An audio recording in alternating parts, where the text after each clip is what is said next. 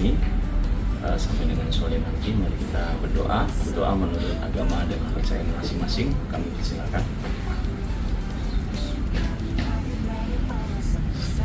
Berdoa selesai. Semangat pagi luar biasa. PTPN tumbuh juara bangun negeri. PTPN One PTPN One Culture. Bob Fakih Edi, asisten analisa keuangan. Transformasi bisnis, perkebunan dan integrasi dengan environment, sosial dan government atau ESG. United Nations Global Compact dan Federasi Swiss mendefinisikan ESG sebagai standar atau konsep yang mengedepankan kegiatan pembangunan, investasi maupun bisnis yang berkelanjutan sesuai dengan 3 kriteria tersebut, yaitu lingkungan, sosial, serta kelola serta bertanggung jawab. Pada tahun 2004, United Nations menciptakan istilah ESG pada laporan Who Cares Wins dan menerbitkan prinsip laporan pertanggungjawaban Principle of Responsible terkait laporan keuangan dan transparansi. Pada tahun 2011, Sustainable Accounting Standard Board atau SASB didirikan. The Task Force on Climate Related Financial Disclosure dan 2016 Global Reporting Initiative standar yang menjadi framework laporan ESG, dan setelahnya ESG menjadi bagian dari strategi bisnis dan umumnya investasi dan pelaporan. Ada 4 tahap untuk membangun strategi ESG. 1. Penetapan landasan dan visi, yaitu menyelaraskan komitmen ESG dengan visi perusahaan, mendefinisikan arahan manajemen, dan identifikasi risiko dan peluang.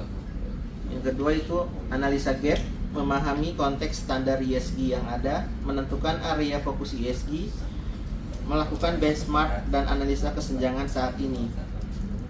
Strategi yang ketiga yaitu menyusun rencana aksi dan program, yaitu mengembangkan rencana aksi untuk implementasi ESG, implementasi program-program ESG, dan mengembangkan dan melaksanakan sistem pemantauan terpadu.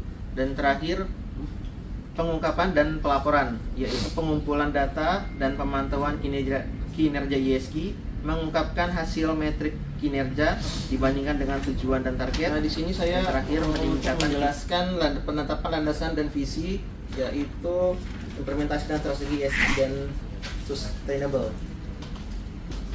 Methodology assessment adalah proses sistematis untuk mengidentifikasi, menganalisis, dan memprioritaskan isu-isu yang paling signifikan atau topik material bagi keberlanjutan bisnis serta kepentingan pemangku kepentingan.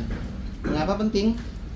Karena untuk membantu perusahaan mengalokasikan sumber daya secara efektif, menyelaraskan keberlanjutan jangka panjang dengan tujuan bisnis dan memenuhi ekspektasi pemangku kepentingan, dan memastikan perusahaan melaporkan topik yang relevan dan bermakna.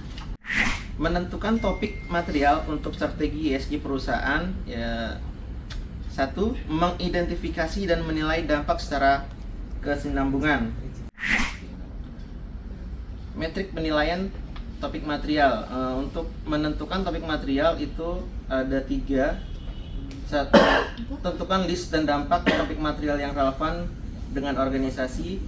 2. Petakan sesuai dengan kategori, apakah dia environment, sosial, atau government. 3. Nilai keparahan atau dampak topik berdasarkan material dampak dan material finansial dengan memberikan poin 1-5. Demikian yang dapat saya utarakan. Wassalamualaikum warahmatullahi wabarakatuh. Waalaikumsalam.